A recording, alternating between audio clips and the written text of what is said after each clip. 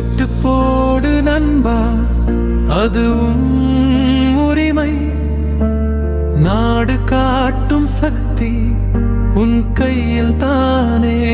ஒரு ஓட்டு மாறும் பாதை, உன் ஓட்டு தான் உருவாக்கும் மக்களாட்சி.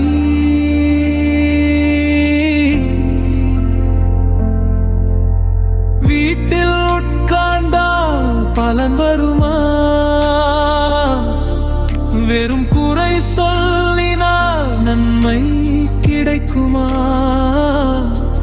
நீ போடும் ஓட்டுத்தான் தீர்ப்பு சொல்லும். நாடு எப்படி போகும் அதற்கே